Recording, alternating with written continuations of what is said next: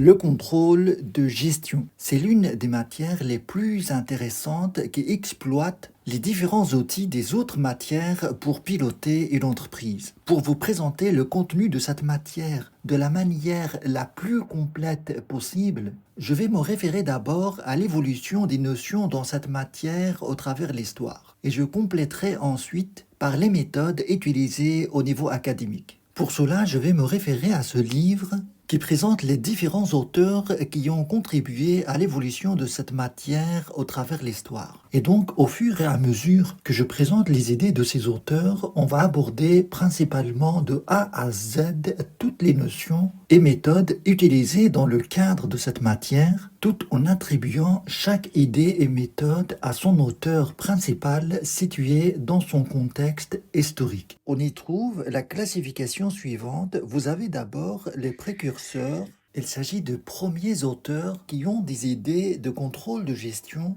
même si la matière de contrôle de gestion n'existait pas à l'époque. Et puis vous avez la deuxième catégorie d'auteurs, les fondateurs. Ce sont des praticiens qui ont inventé les outils du contrôle de gestion. On les abordera en détail. Et puis le livre présente ce qu'on appelle des missionnaires. Il s'agit des auteurs qui ont diffusé et enrichi ces outils à la fois dans les entreprises et dans les universités. Et puis la quatrième catégorie d'auteurs, il s'agit des académiques qui ont approfondi la matière de contrôle de gestion. Et puis au final, bien sûr, rien n'est parfait. Vous avez des critiques qui mettent le doigt sur ce qui ne fonctionne pas et ce qu'il faut améliorer. Dans une première partie, je vais parler d'abord des précurseurs. Et dans ce cadre, on va avoir les auteurs suivants. Vous avez Tyler, Henri Fayol, Alexandre Hamilton Church, Henri Laurence Gant, et au final, on va voir les idées originales de Mary Parker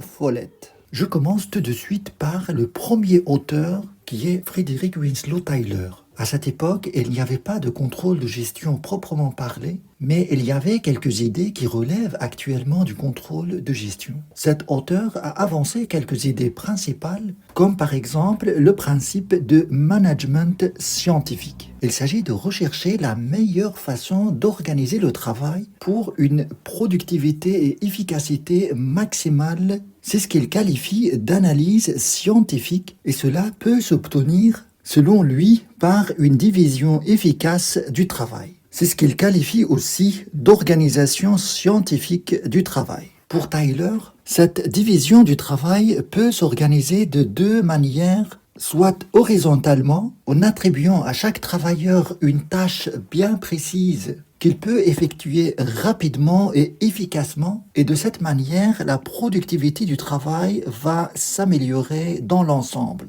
Et puis, il y a une autre division du travail qui peut s'organiser d'une manière verticale, c'est-à-dire entre les responsables hiérarchiques et les travailleurs. En général, avec cet auteur, on a cette idée de contrôler le travail pour une meilleure productivité. Le deuxième auteur que je vais vous présenter est Henri Fayol.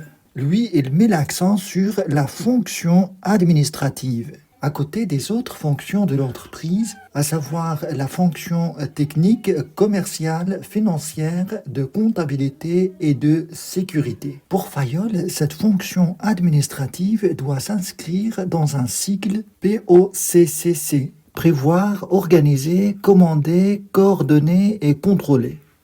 En fait, il s'agit de tâches tout à fait logiques que je vais vous présenter. Sous forme d'image, vous avez d'abord un projet que vous allez prévoir et juste après cette tâche, vous devez organiser le projet d'une manière efficace. Une fois que vous avez l'organisation bien faite, vous allez distribuer les tâches à effectuer aux travailleurs. Et dans le cadre de ces tâches, il faut coordonner les actions. Et une fois le projet réalisé ou bien la production effectuée, il faut contrôler l'action ou bien la réalisation de ce processus pour savoir est-ce que l'objectif prévu au départ est atteint ou pas. On verra ces actions dans une autre logique avec d'autres termes d'une manière circulaire en contrôle de gestion plus tard. Je vais vous présenter maintenant deux auteurs qui ont contribué largement au développement de la comptabilité de gestion. Et ces deux auteurs sont Alexandre Hamilton Church et Henri Laurence Gant. Ces deux auteurs ont contribué à l'évolution des idées en comptabilité analytique et en contrôle de gestion. Vous avez par exemple, Gant est très connu par son graphique en contrôle de gestion appelé graphique de Gant. Et vous avez aussi le développement de ce qu'on appelle le coût rationnel. C'est ce qu'on appelle aussi imputation rationnelle. Et Gant s'est inspiré en fait de la réflexion de Alexandre Hamilton pour développer cette méthode d'imputation rationnelle. Je vais vous présenter en détail cette réflexion d'Hamilton sur l'analyse des coûts indirects qui a fait évoluer les idées de sorte à mieux traiter les cas de sous-activité dans les entreprises, par une analyse basée surtout sur le coût rationnel. Je vais vous présenter d'une manière simplifiée l'apport d'Alexandre Hamilton Church au contrôle de gestion, à savoir l'analyse des coûts indirects de production, la création de centres de production et la prise en compte de la sous-activité. Pour bien saisir son point de vue dans le cadre historique, je vais partir de la question de base de la problématique centrale en contrôle de gestion, à savoir déterminer et comprendre la formation du coût d'un produit. Pour vous illustrer un petit peu cette notion de coût d'une manière simple, vous avez dans l'activité professionnelle trois acteurs, à savoir votre activité, votre entreprise, que je vais illustrer par cet entrepreneur.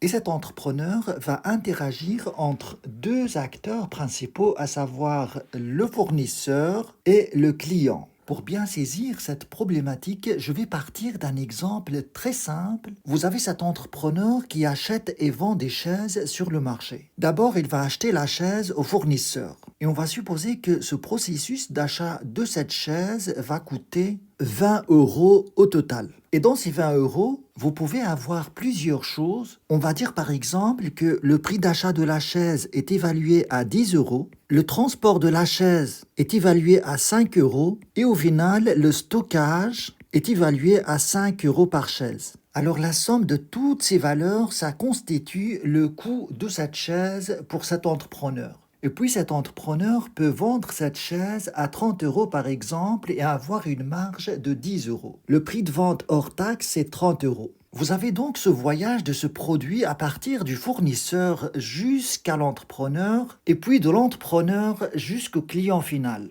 Alors cette partie-là, ça constitue pour l'entrepreneur le coût du produit.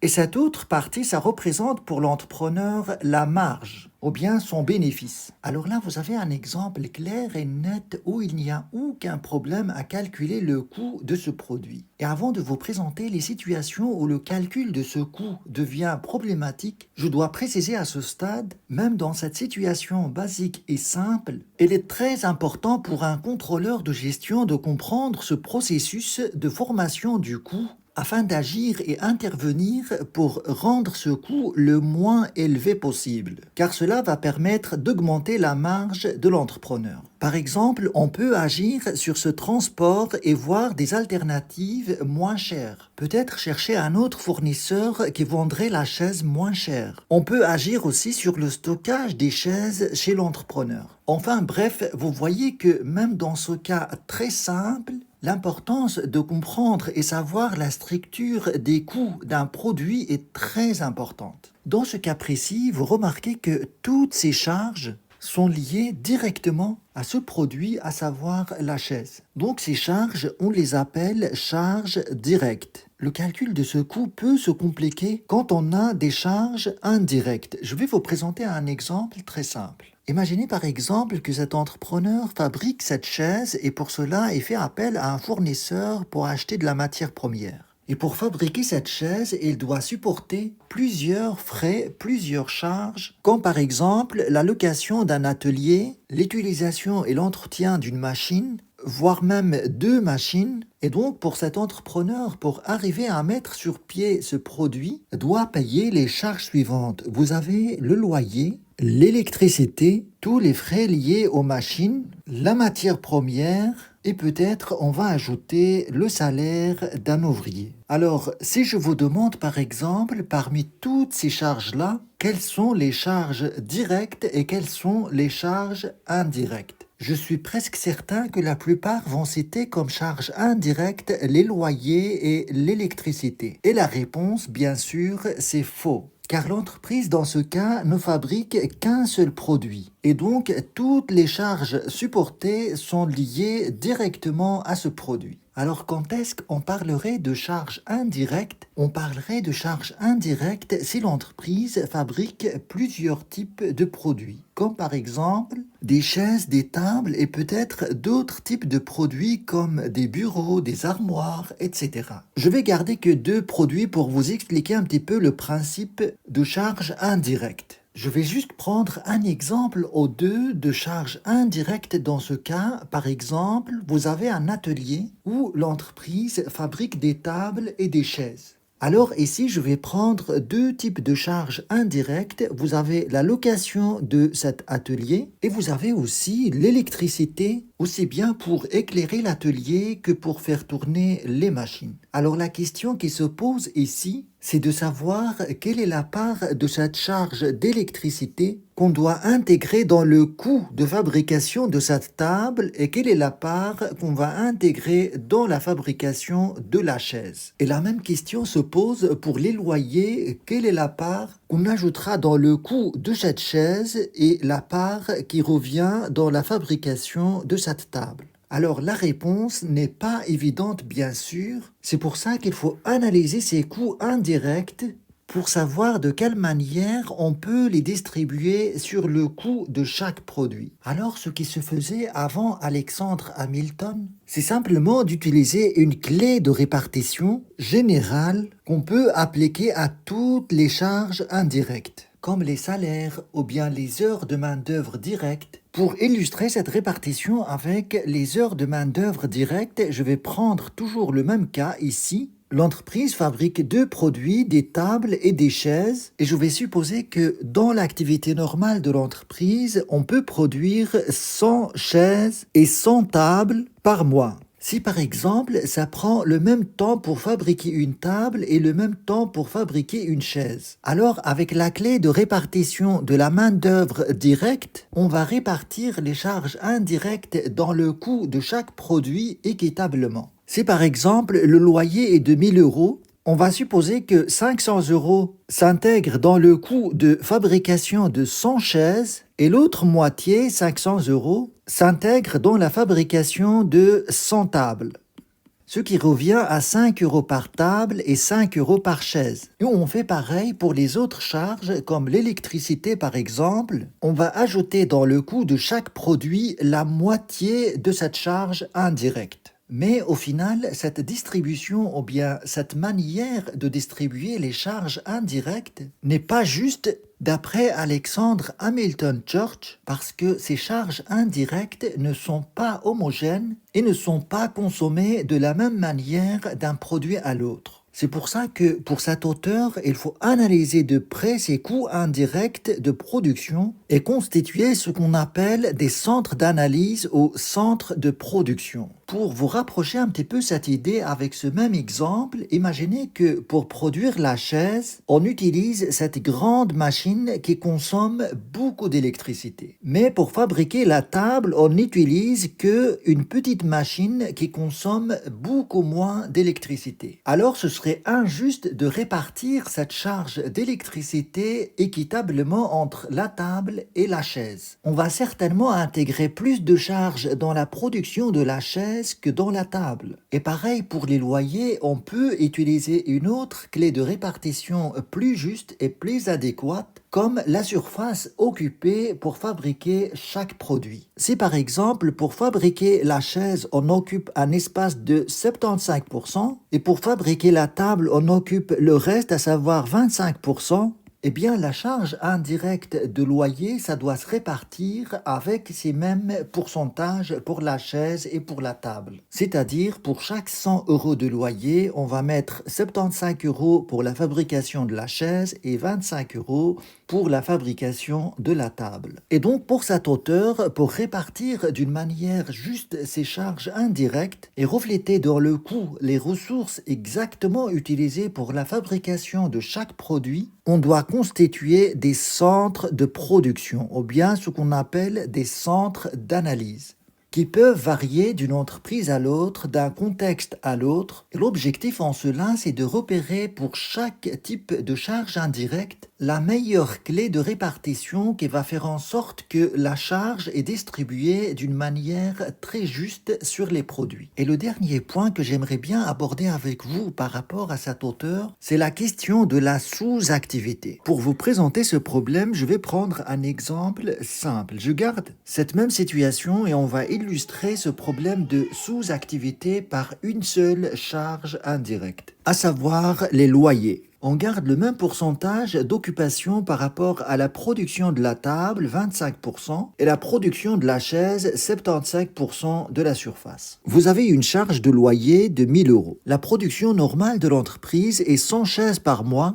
Pareil pour les tables, 100 tables. Pour intégrer ces 1000 euros de charge dans le coût des 100 chaises et dans le coût des 100 tables, on va adopter cette clé de répartition, à savoir la surface occupée pour la production de tel ou tel produit. Ce qui donnerait pour les chaises le coût total de 750 euros. Il s'agit simplement de 75% de 1000 euros. Et 250 euros de charge indirecte de loyer va s'intégrer dans le coût de fabrication de la table. Alors ces sommes de 750 euros et 250 euros, ça concerne les 100 chaises et les 100 tables. Pour avoir le coût unitaire par chaise et le coût unitaire par table, on divise simplement par 100, ce qui donnerait un coût unitaire de 7,50 pour la chaise et 2,50 pour la table. Imaginez maintenant que pendant un mois, l'entreprise produit 66 chaises et 52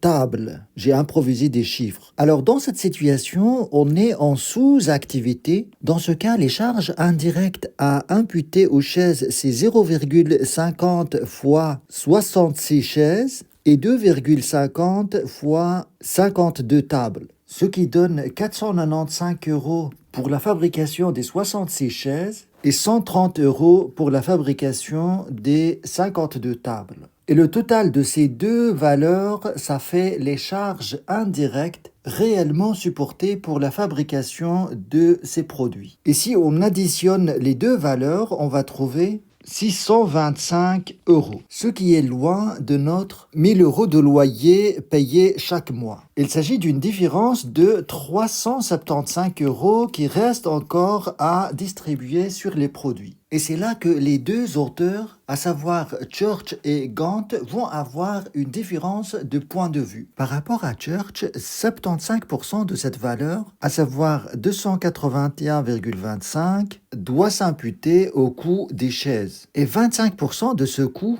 à savoir 93,75 euros, doit s'ajouter dans le coût des tables. Et pour avoir le coût unitaire à ajouter pour chaque chaise et pour chaque table, on divise par le nombre de chaises, à savoir 66 ici, et on divise par le nombre de tables, 52. Ce qui fait un coût unitaire pour la chaise de 4,26 euros. Et un coût unitaire à ajouter pour la table de 1,80 €. Donc ce 1,80 €, c'est un coût qui doit s'ajouter au coût unitaire de la table, ce qui ramènerait ce coût unitaire à 4,30 € au lieu de 2,50 €. Et pareil pour ce coût unitaire supplémentaire, ça doit se rajouter au coût unitaire de la chaise, ce qui ramènerait ce coût à 11,76 € au lieu de 7,50. Mais Gant n'est pas d'accord avec cette manière de voir les choses. Pour lui, ces 375 € doivent être considérés comme une perte et ne pas charger les produits avec ce coût. Car ça relève plutôt d'un problème de gestion et ça doit s'intégrer dans des pertes et non pas dans le coût de fabrication des produits. Ce qui nous ramène à la notion du coût rationnel. Voici le texte de Gant à ce propos. En gros, ce que cet auteur dit par rapport au coût rationnel, c'est que si l'entreprise, par exemple, n'utilise que un tiers de la surface de son local pour produire quelque chose, alors il ne faut pas intégrer les charges indirectes qui sont liées à cette surface inoccupée. Mais il ne faut prendre en considération que ce qui est utilisé effectivement dans la production de l'entreprise. Si la location de ce local, par exemple, est de 300 euros, il ne faut prendre en compte comme charge indirecte que 100 euros qui est lié à un tiers de cette charge. Et les 200 euros, il faut les comptabiliser comme perte directement, car ça relève plutôt d'un problème de gestion et non pas de production. Et pour rendre cette idée claire, il donne en fait un exemple. Imaginez que l'entreprise a 3 locaux séparés dans des villes éloignées les unes des autres et que, par exemple, je vais mettre des chiffres, et que, par exemple, vous payez 1000 euros de charges de location de ces 3 locaux. La capacité de production, on va dire 100 unités dans chaque local, ce qui fait que le coût unitaire de cette charge indirecte, c'est 10 euros par unité produite. Alors ce coût-là, c'est dans l'activité normale de l'entreprise. C'est par exemple pendant une période de sous-activité où il n'y a pas assez de demande, l'entreprise n'utilise que ce local pour produire et ferme les 2 autres locaux. Alors dans ce cas, il n'est pas normal d'intégrer en fait ces 1000 euros de location dans le coût de ces 100 unités produites. Parce que ces 100 unités produites ne sont pas responsables de la fermeture des autres locaux. Et les ressources réellement utilisées pour produire ces 100 unités, c'est uniquement en fait ce local-là qui coûte 1000 euros de location. Donc, on garde le même coût unitaire de production. Et ces charges de 2000 euros, ça doit être considéré comme une perte pour l'entreprise parce que ça relève plutôt d'une mauvaise gestion de l'espace. Le prochain auteur ou bien la prochaine auteure, toujours dans le cadre des auteurs présentés dans ce livre, les grands auteurs en contrôle de gestion, est Mary Parker Follett, née en 1868 et morte en 1933. Cet auteur présente quelques idées originales et en rupture avec le courant dominant de son époque. Je vais vous présenter quelques-unes de ces idées d'une manière simplifiée. Globalement, pour vous rapprocher un petit peu sa philosophie dans le cadre de l'exercice du contrôle dans une organisation, vous avez globalement 2 extrêmes par rapport à l'exercice du contrôle et du pouvoir dans une organisation. Je vais illustrer ça par 2 images poussées à l'extrême. Vous avez cette image-là qui illustre l'exercice d'un pouvoir absolu et une autorité totale sur les employés sans laisser aucune chance à l'émergence ou l'application d'aucune autre idée que celle du chef. Et à l'époque, c'était l'image parfaite d'une bonne organisation qui fonctionne. Et puis à l'autre extrême, on a une autre image qui illustre plutôt le partage de ce pouvoir et de ce contrôle dans la gestion de l'organisation. Et entre les 2 extrêmes, on peut avoir d'autres situations intermédiaires où la question du pouvoir se partage plus ou moins par l'ensemble du personnel d'une organisation. Et les idées avancées par Mary Parker Follett se résument bien dans cette situation idéale pour elle où tout le monde adhère au projet de l'entreprise et à son organisation. Je vous présente quelques-unes de ces idées. Imaginez par exemple que dans une entreprise, on se pose une question et la réponse à cette question n'est pas évidente dans l'entreprise et donc vous aurez par exemple plusieurs réponses pour résoudre cette question. Imaginez pour simplifier qu'il y a 2 réponses contradictoires proposées pour résoudre ce problème. Vous avez la réponse A donnée par certaines personnes et vous avez la réponse B proposée par d'autres personnes. Alors dans ce cas, c'est quoi la réponse idéale à prendre en compte? Est-ce que c'est la réponse A, la réponse B ou autre chose? Pour Mary Parker Follett, il y a 3 possibilités pour résoudre un problème ou bien un conflit dans une organisation. On peut le résoudre par la domination, je vous expliquerai ce que c'est, ou bien par le compromis ou l'intégration. Je pense qu'il n'y a pas mieux qu'un exemple pratique pour vous expliquer ces 3 méthodes de résolution de problèmes. Imaginez cette situation. 2 personnes veulent peindre un mur, mais elles n'arrivent pas à se mettre d'accord sur la couleur à choisir. Alors, par rapport à cette situation, vous avez 3 possibilités, ou 3 manières de résoudre ce conflit. Soit par la domination, c'est-à-dire qu'il n'y a qu'un seul point de vue qui va s'imposer, et puis vous avez une deuxième manière de résoudre ce problème, c'est de choisir un compromis. Et dans ce cas, on prend en compte les 2 points de vue en même temps. Et une troisième manière de résoudre ce problème, c'est de choisir une solution d'intégration. Le fait de mélanger les 2 couleurs, ça donnerait une meilleure couleur qui peut satisfaire tout le monde. Vous voyez que par rapport à la première méthode, on est dans une position de domination où la chef impose son point de vue sans laisser aucune chance aux autres points de vue de s'exprimer. Et dans la dernière situation, on est plutôt dans une position de partage et d'intégration des différents points de vue pour construire une réponse réfléchie qui dépasse en perfection les points de vue individuels de chacun. Et pour Mary Parker Follett, il faut adopter bien sûr dans une organisation, dans une entreprise, des solutions d'intégration des différents points de vue parce que c'est de cette manière qu'une entreprise peut se perfectionner et se développer davantage. Mais en même temps, selon cet auteur, il n'y a pas de solution parfaite au problème. On reste toujours avec des solutions circulaires qui peuvent s'améliorer dans un processus d'amélioration à l'infini. C'est ce qu'elle désigne dans un autre concept par une réponse circulaire. Pour elle, tous les membres d'une organisation doivent interagir entre eux et faire en sorte que dans leur interaction, on trouve toujours de quoi améliorer la situation de départ.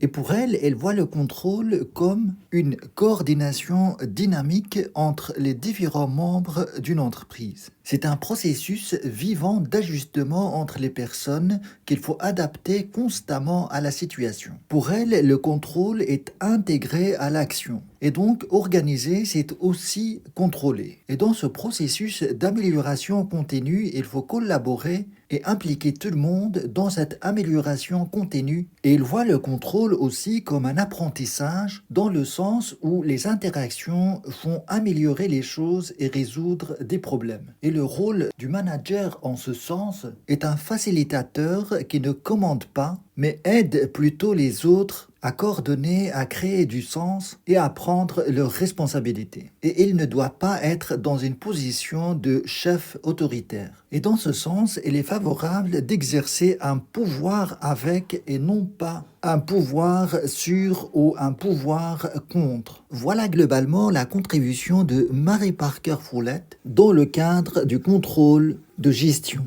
Pour le moment, je vous ai présenté les auteurs qui sont considérés comme des précurseurs. Je vais vous faire un rappel par rapport à cette catégorie d'auteurs. On a vu dans ce cadre les auteurs suivants. Vous avez Tyler, Fayol, Church, Gant et au final Follett. Je vais vous faire une synthèse des idées principales de chacun de ces auteurs pour garder à l'esprit leur point de vue central. L'idée principale de Tyler, c'est l'organisation scientifique du travail, le fait d'analyser les mouvements des travailleurs, d'étudier le temps nécessaire pour effectuer les tâches et de standardiser les méthodes. Maintenant, pour Fayol, on va retenir de lui la fonction administrative qui doit s'inscrire dans un processus POCCC. Prévoir, organiser, commander, coordonner et contrôler. Je passe au prochain auteur. George s'est posé la question de savoir comment distribuer les charges indirectes sur les différents produits. Et cette réflexion le conduit à mettre en place ce qu'on appelle les centres d'analyse. On va retenir cette idée principale de lui,